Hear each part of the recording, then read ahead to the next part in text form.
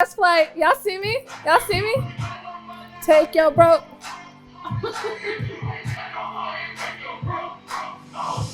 A-L-A-M-O-U-S-G-L-A-M-O.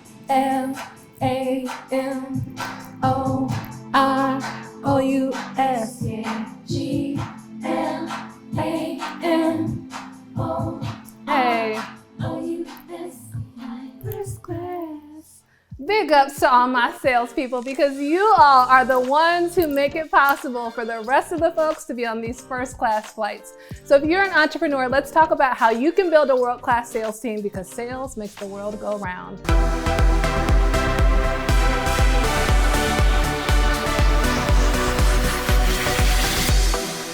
I have the honor of having my Big Money Movement team with me here. Kelly Watson, Director of Ops, Cheryl Parks, our lead coach and trainer.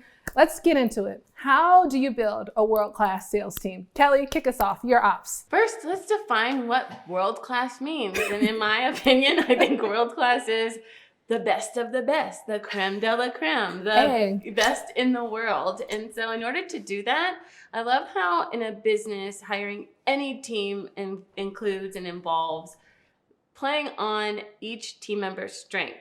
So my strength might be your weakness. Your weakness is my strength. And so together as a collective, we can do magical things. And so I love that aspect of building a world-class sales team. Incentivizing excellence. So as a team, if a team member hits a sales goal or their revenue is just sky high, let's incentivize that. And let's think about as business owners how we can celebrate them and make sure that we are showcasing them among the team so that we can encourage other team members to do the same. I love that. Yeah, and I love the training aspect of that, or partnering with the person that's having great success. Yes. So that you're always learning and growing and developing. I think one of the other things, once you've hired these great salespeople, is to actually look at, where the talent lies, right? So in some aspect with sales, there are lots of different ways to go about it. So it could be that you're hiring appointment setters. Appointment setters typically are all about the activity to get to the appointments. So they might make 50, 70, 100 calls a day to get appointments set up. But a business developer is going to be all about building a business relationship, and there's maybe a little bit of a longer runway for the business developer. If you put an appointment setter in a business developer's role or vice versa, you're probably not going to optimize their performance because that's not, in fact, their belief system, number one, and number two, what they're really good at. So you want to make sure that you have the talent placed appropriately to get the results you're looking for. I always say, inspect what you expect. Yeah. I think in the tech world, when I think about tech sales, we call it SDRs and AEs. The SDR is a sales development rep and AE is an account executive. And normally the sales development rep is that person who's trying to initiate a relationship or, qualify a lead is what it means. It's basically like, is there an opportunity here? Is this person a good fit? Is our solution a good fit? And then once we do that, now let me transfer you to an account executive who knows more about the product solution and they're more of the trusted advisor. And it's interesting. I think that fits for some models. And I think for other models, you might find someone who can manage the entire sales process. But to your point, inspect what you expect for your culture and what your clients expect. Yes. Like when you talk about world-class, I think my clients define what world-class is. Do you know what I mean? Like, who cares what I say is world-class if my clients are like, you're giving out trash service. Like, we hate your entire sales experience. Expectations at all. Right. But I do agree. I also think it's understanding, like, what do my clients expect?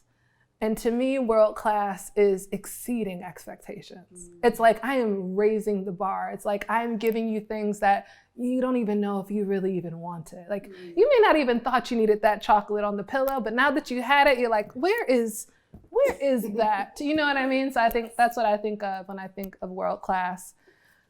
I love that you talked about the ops, right? First, understanding what the business needs, and then finding those people, bringing them in, identifying the gaps, making sure that you're bringing in diversity into the organization. And then you talked about the distinction between roles, right? Understanding what the organization needs. I also just want to underscore that great salespeople are not born. They are developed. Like, I just want to underscore that for everyone listening, because so many people are like, let me go acquire all that. They're plucking flowers. Like, let me find all the great sales talent.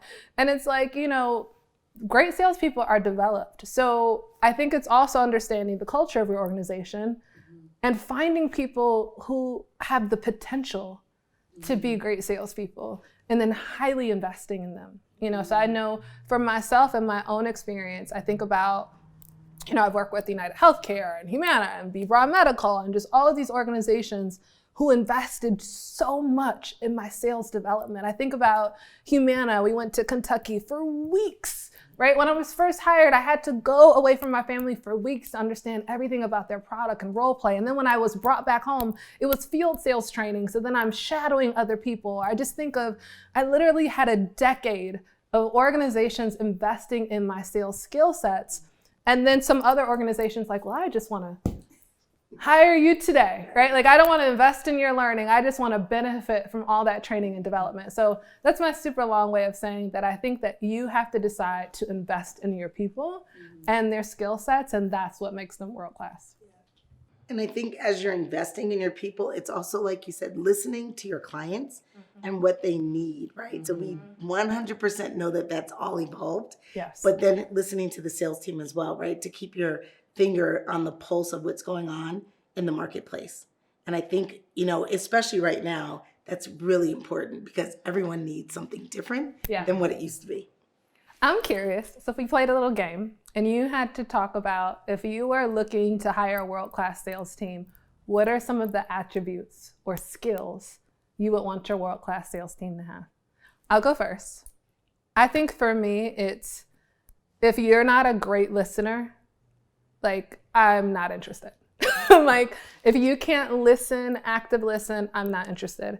If you can't empathize, I'm not interested. And I'm not saying I won't develop these things, but I think these are table stakes for me. And I also think an insatiable appetite for learning everything about your buyer and the market. You have to be able to listen, empathize, and have an insatiable appetite for learning. Those are the things that I feel like I would require. What about you two? I'll go from there because I was going to say curiosity, which is it's different, but close, learning, yeah. Right? So curiosity when you're actually speaking to your clients, your buyers, your prospects, to really understand what it is, what's the impact of the outcome you're trying to provide. Yeah. So that's one. And then for me, discipline. You have to have discipline. And how that shows up is probably through the stories that someone would tell, right? Because how am I going to know whether or not you have discipline? And it doesn't show up on paper, even though we like to think it does.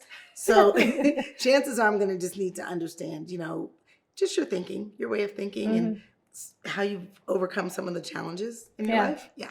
I love that. I would definitely say an achiever. So I feel like salespeople need to feel like, yes, I've got it. I can tick that check mark and move on to the next thing. And that's what I've just developed as well. But I also think just an attitude of happy to help. So I'm happy to answer these client or these leads questions. I'm happy to position them with the offer that I'm selling. And I want to learn more about the vision of the business from their manager or the visionary of the company. And so I think those two things are pivotal. Yeah. I agree. I don't think that most people know that the word sales actually comes from salar, which is to serve. Most people don't realize that. I love that. Yeah, somewhere along the way, we got away from that part.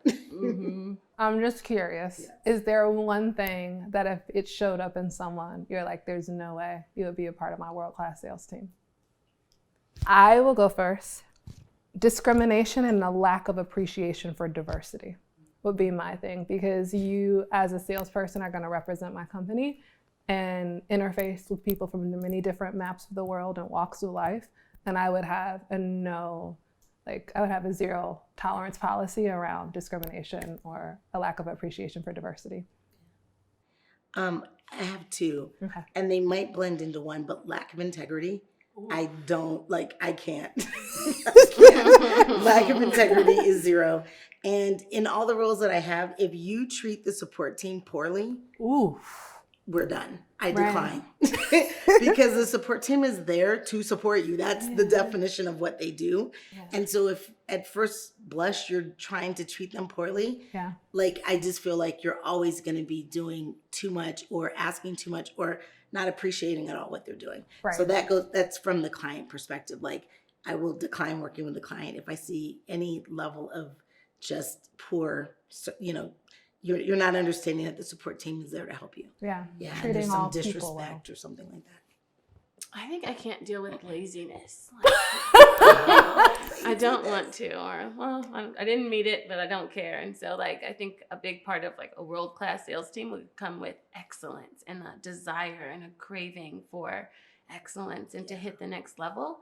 And if you don't have that, I can't teach that to you. So I think that would be a deal breaker for me. I think Taryn, our admissions director, is just, when I think of world-class sales team, I think she's just amazing.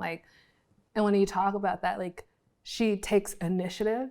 She's asking for more information that we're thinking to give her. She's taking her own initiative. She's disciplined. She's trying to create her own processes, but she also wants to be a part of the team. So I just think of those attributes, and that can be I think when we talk about building a world-class sales team, they're not the easiest people to lead. Let's talk about that.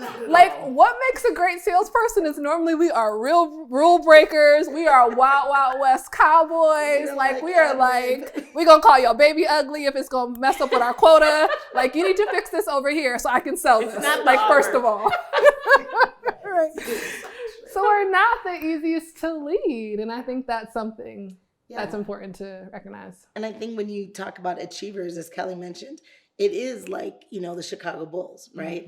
Where you have you've got 5 to 7, or the Golden State Warriors. Nope. Who? We don't know them.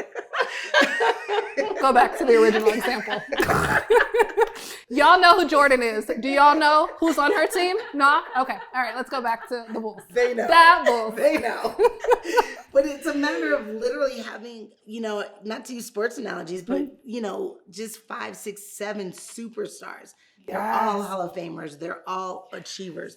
They all could be, run their own team, or less the point person. So I always think about it that way, right? It's how you get a team of excellence to gel, right?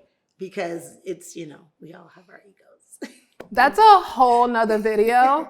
And you're going to have to click the link to see it. Yes. So y'all need to click the next video, because Cheryl just opened a can of worms. Because when you talk about the Bulls, and I think about that, and I always think of Phil Jackson, the Zen coach, to your point, these were existing players who weren't necessarily getting rings on their own, but he brought them together and he built a world-class team.